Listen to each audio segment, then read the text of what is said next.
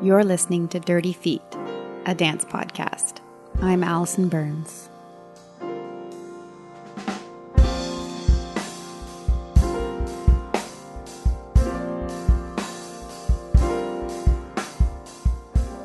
I'm recording out of the School of Dance here in Ottawa, Ontario, and I'm going to be speaking with a professional dancer here in the city who I've met through classes at the School of Dance here as we're doing some summer intensive work. So I'm going to introduce you to Amanda Bond. Thank you for joining me. Hello. Thank you for having me. And Amanda, you're a local. You're an Ottawa-based dancer. I am. And you are multi-talented. You also have a background in music. It's true. Tell us a little bit about that part of your career. Yeah, sure, I can. They're actually intimately related because when I finished my dance training here at the School of Dance back in 2005, I was struggling with a whole list of injuries and various problems with my body, which meant that I couldn't go out and audition and get work as a dancer at the time. And I'm just somebody who, I pretty much don't know what I would be doing if I wasn't doing something creative. So yeah, I had to turn my creative energies somewhere. And that's when I started writing songs. And I spent a few years sort of doing that, just working on my own, and then eventually set out to record some of those songs and found myself a band, put a band together with some local guys. And we recorded a CD, the first one in 2010, or maybe 11. I think the recording was 2010 and the release was in 2011. And a couple years later, we did a second one. All original material. So I was the songwriter and I played rhythm guitar in the band. And we were sort of a country, folky, bluegrassy type band. Lots of harmony, 3-part harmony, mandolin, upright bass, pedal steel. So it was really fun. And I'm speaking in the past tense about it, although it's not as if the band doesn't exist anymore. It's just that now my body is better. I've managed to heal myself over the past several years, and so I can focus a little bit more on dance again. And also, since 2010, you've been involved with Terra Luz, which is a dance company in This is true. And I definitely want to get into all of that because I'm very excited about that company and what that company does. But before we get there, perhaps you can let us know what else you've done in terms of dance. You mentioned that you studied at the School of Dance, which is a pre-professional program here in the city. Yep. And what happened in between perhaps your schooling and your injury, or was there? Mm-hmm. Well, I was injured coming out of the program. Okay. So that's when I started doing a lot of Pilates and for my own rehab, and through that ended up doing my teacher training and becoming a teacher. And then a couple years later, I think it was in 2007, I got my first professional contract, and that was with an independent choreographer in town by the name of Caroline Barrière. And I was still struggling with a few issues in my body, but she was willing to work around them, which was just so wonderful for me. And so I guess I did probably 3 or 4 independent contracts with her over the years, and then eventually started up with Terra Luz. I also worked with Sylvie DeRosier here not at the School of Dance, but she directs the program at the School of Dance. And she had not yet established her company, which is now called Dorsal Danse, but we did a couple of projects together as well during those years. So that's sort of the story. Can you give me a bit more detail about that transition back into movement and back into finding, your confidence and your comfort in your body again on stage? Oh my gosh, Allison, it's been a journey, I can tell you. It's been sort of the journey of my life, I think, in terms of it's been really defining. It was a huge struggle. It really demands that you sort of go looking inside, for do I want to spend the time and the energy to really work on healing my body? And sometimes that can involve changing really ingrained patterns of movement, and trying out all different kinds of treatments and practitioners, and it demands a lot of patience. And it really is a test for your love of the art form, I think, because I think you have to be a little bit irrational to be a dancer. Because on so many levels it makes no sense, and especially when you're in the boat that I was in, where I had so many problems. So yeah, I did a lot of soul searching, a lot of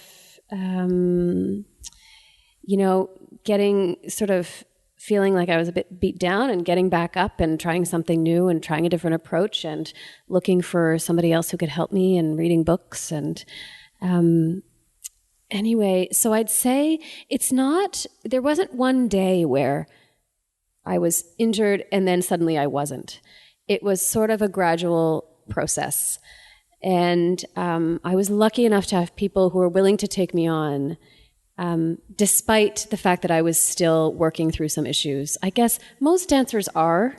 I think it's just the really lucky ones who never experience some form of injury or pain that stands in the way of them doing what they want to be doing.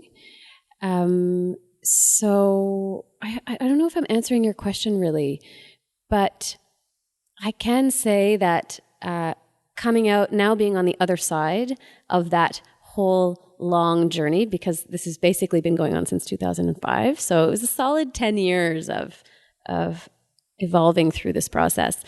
I just feel so happy to be on the other side, to have come through it, and to still be with dance and still love it just as much as I always did, if not more. You know, it's like a relationship. When you go through things together, you come out and you're stronger. And I feel that way. I feel that way with dance. And it's such a pleasure now to be able to move and express myself through dance without that sort of other element, the pain and the struggle that goes with that pain, you know? But I really didn't want this interview to be all about that. Well, we'll move on then. Okay. I would, as I mentioned before, I'm very excited to start talking about Terra Luz Danse, which is a company in New Orleans run by Annick Bouvret, who is the artistic director of the company. She is.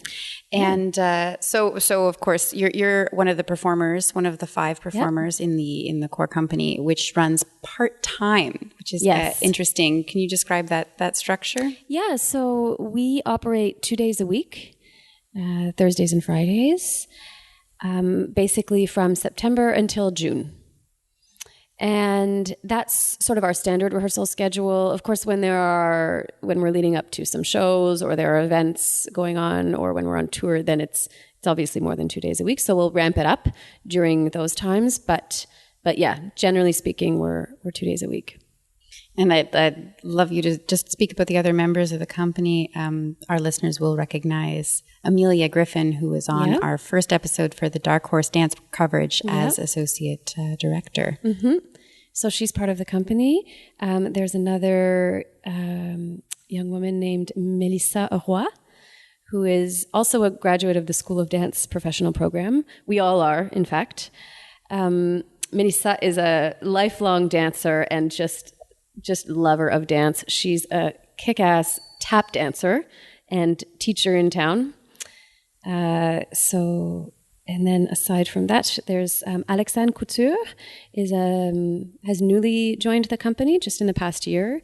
I believe she just finished the program here at the school a couple of years ago. So we also had the chance to talk to her about Dark Horse. Oh, good. Yeah, because she performed a solo at Dark Horse. That's right. So yeah, it's nice that there's a fairly wide age range in the company. Myself being the oldest at this point, which is sort of funny. But yeah, so Amelia and Alexandre and Melissa and me and Annick has really very recently taken on another dancer, named Angela Jackson in town, and she is a Pilates teacher. She and I used to teach Pilates together. Lovely dancer, mother of two, who sort of, I believe that she stepped away from her dance for many years and is sort of just coming back to it after raising her children and putting all of her energies into that. So those are the dancers. And then what you do is incredible. So, and it creates works, from what I understand, a larger work every year. Yep. And you bring it to schools, to Franco-Ontarian children, and you teach workshops as well as present work. We do. So can you, in your words, explain this aspect of the company? Contemporary dance in Ottawa anyway, maybe elsewhere as well, but I'm from Ottawa and most of my work has been here, so I'll speak for Ottawa. It seems to be plagued by this notion of it being really inaccessible. That it can be really abstract, very sort of bizarre, and for a lot of people that makes it seem exclusive. So that if you don't know dance, or if you don't quote unquote get it, or if you haven't done it yourself, or if you're too young, then it's something that is beyond what you're going to understand or what's going to be in your frame of reference. And basically, we see that as a problem at Taralouse, and I know other people do as well, but Annick has sort of taken it upon herself to try to do some bushwhacking in that regard. And just bring it to people who wouldn't otherwise have it, and try to normalize contemporary dance a little bit.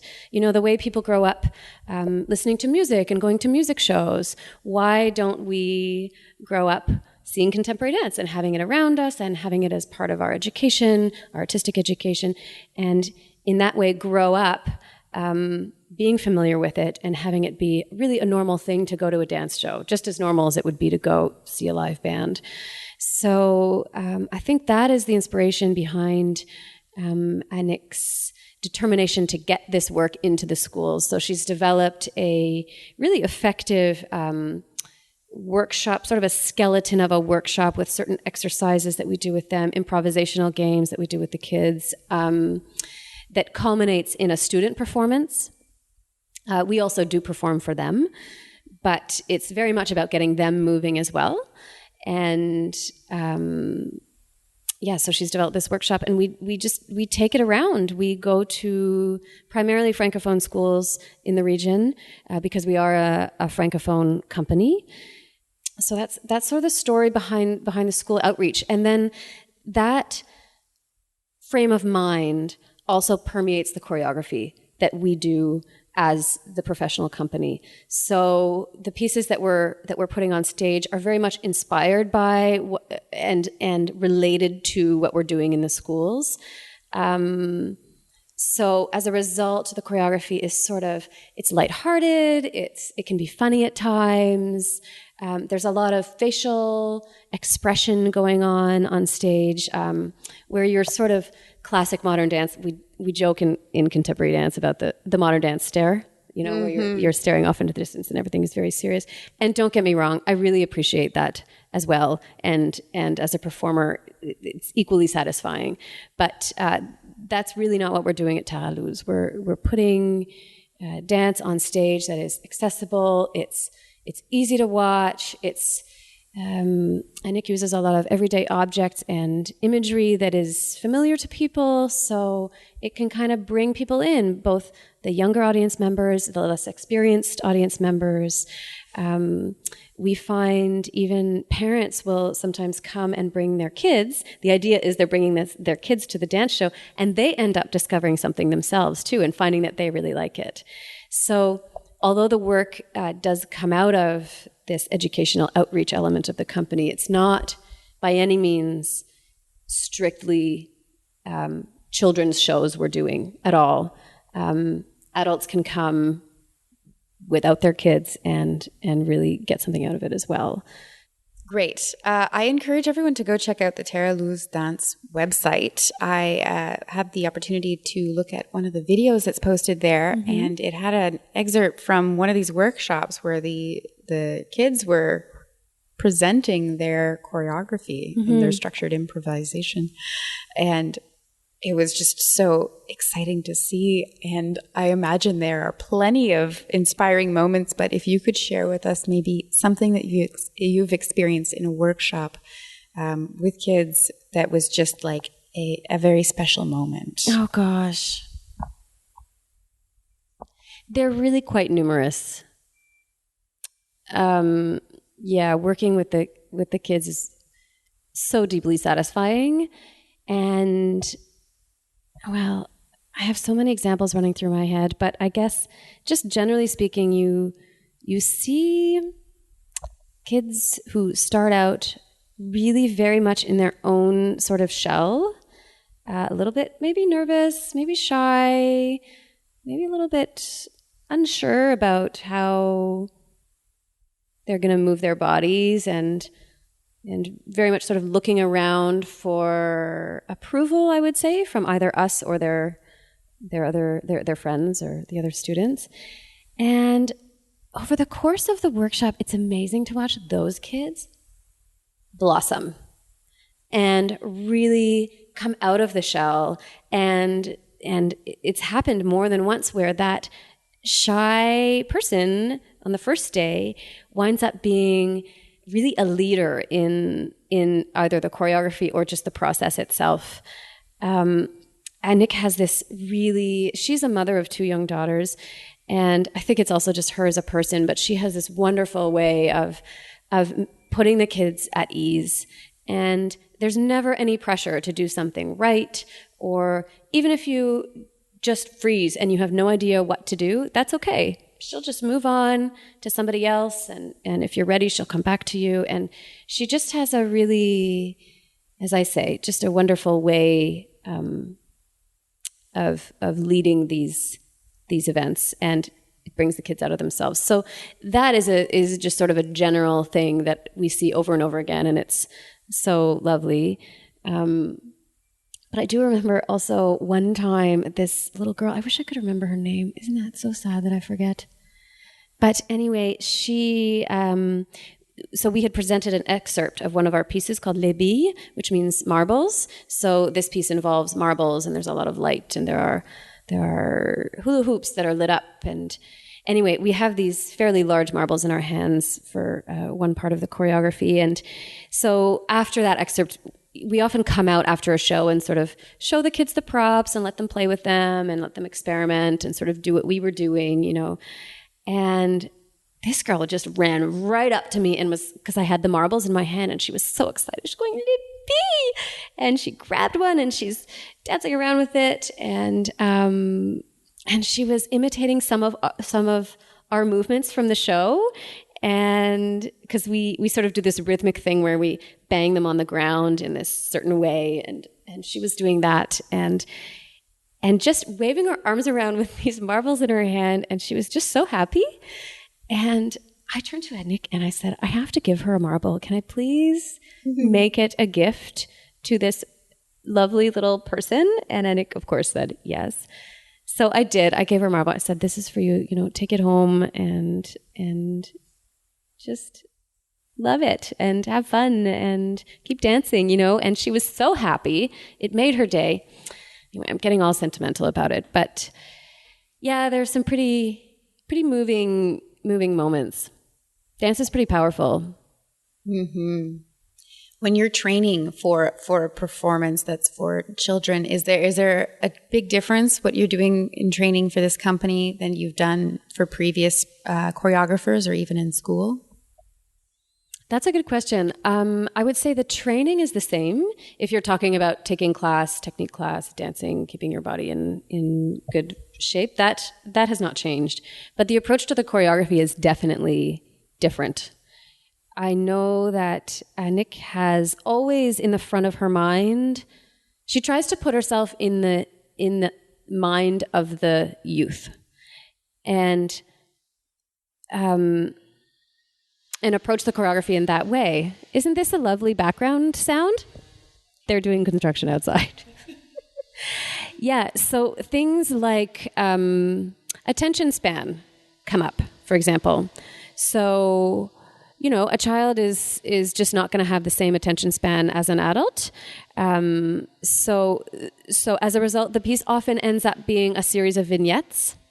Although, at the same time, it's very important, and Annick is always saying this, it's very important not to condescend a younger audience and recognize that they can handle even fairly, let's say, sad or reflective or darker sections of a piece.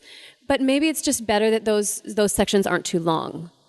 So it's not that we have to keep everything fun and loud and happy all the time, but to just be aware of the pacing of a show. We do a lot of work on our faces. As I alluded to before, I have learned a lot. I feel like I've grown a lot as a performer in that respect. Learning how to use my face and my eyes and smiling sometimes or just using my face differently than I have in other choreography to bring the kids in, and it's just so important to be expressive in that way. And I guess the other thing that's different about the work we do at Taralouse is that we use objects as, again, I think I mentioned that earlier. So in every piece, there is a central object which we use and manipulate and transform into different images and which become part of the set. So that is, I think that Annick would maybe, I guess she should speak for herself on that, but I don't know if that has anything to do necessarily directly with the fact that we're performing for children. I think it's just, it opens doors to new movements and new ways of being on stage. So one piece, as I mentioned, uses marbles. Another one that we did a few years ago called Les Souliers d'Angélie uses shoes in many different ways. This one that we are working on now uses sticks. It's called Les Bâtons. So they're musical sticks. So you can use them as instruments. If you bang them on things, each stick makes a different note. But again, in the piece, we use them in many, many different ways. And you can see those music sticks in action on this video that's on the website as well. Great. And yeah, maybe I can take this opportunity to mention the fact that we have some shows coming up, a series of shows in October out in Orleans at the Schenkman Arts Center. We're the resident company there. We have the privilege of working in that space. There's a beautiful dance studio and a couple of really lovely theaters. It's a wonderful facility. So yeah, we have 4 days of shows, 2 of which are for students. Busloads of kids are going to come. We're going to fill the room up with students and present our piece to them. And then we also have shows open to the general public. And it's called Les Bâtons, and you can go to the Taralouse Danse website to check that out if you're interested. Great. So as this is a part-time company, what else does Amanda Bond do with her time? Well, Amanda Bond is a Pilates instructor as well. I worked at studios in town for many years, and in the past couple of years have started working out of my home independently, which is wonderful. So I enjoy that. I'm also in university right now, part-time, gone back to school. So I'm studying cognitive science at Carleton. Totally interesting. And in fact, I'm going to be doing a thesis at the end of this degree, and my plan is to bridge it with my dance life and somehow look at the memory or ability for memory of sequences of movements in dancers. So I'm going to run an experiment because it's a science degree. So we'll see how that all comes together, but that's the intention anyway. That's fantastic. It is. It's pretty great. Yeah, it's really interesting. And it's pretty satisfying to be nourishing the intellectual side of my life as well. I said before that I would be lost if I wasn't doing something creative, but there's also a student in me, I like to learn and use my intellect in other ways too. So, and everything complements everything else. I find it's important to have balance in life, as we all strive for and hear a lot. So yeah, having the university is good right now. And I'm still with the band. We play much less often than we used to, but I'm currently working on a house concert for some time in the fall out in Russell, just about an hour away from Ottawa. So there's a lovely venue there called A Few Acres Farm, and it's a couple, and they live on this small farm, and they host house concerts, and it's just such a beautiful environment to play in, and it's really a nice way to spend your time. They do it on mostly Sunday afternoons, I think also Saturday evenings sometimes. So hopefully that will come together. And yeah, those are my projects. Fabulous. Amanda, thank you so much for joining me. Do you have any last words on dance on your way out? Oh gosh, I don't know if I do. It's just, well, yeah, I guess I do. I guess I just want people out there to continue supporting dance. It's such an important art form, and I think it gets a little bit overlooked sometimes by even us in the arts community. So, and if we're not nourishing and feeding it, then how can we expect other people to? So maybe I'll just say that. And love the name of the podcast, Dirty Feet Podcast, because I'm very proud of the fact that I walk around 90% of the time with really dirty feet. Thank you. Thank you, Amanda Bond. It was really fun.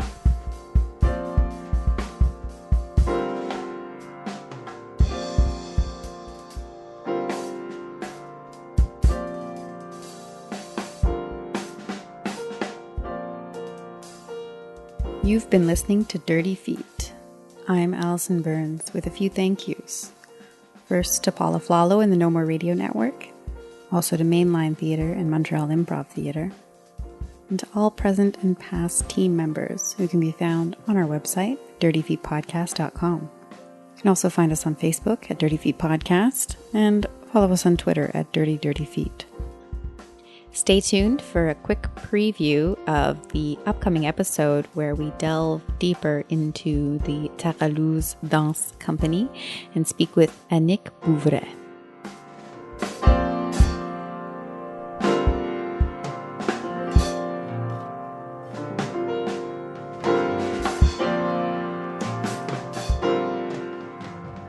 The interest is there. And it's, for me, it's a very exciting time for contemporary dance.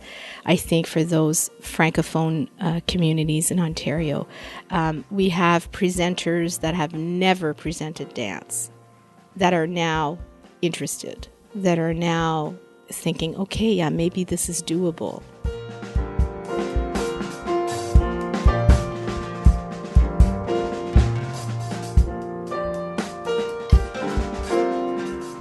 Because dance is the art of the body.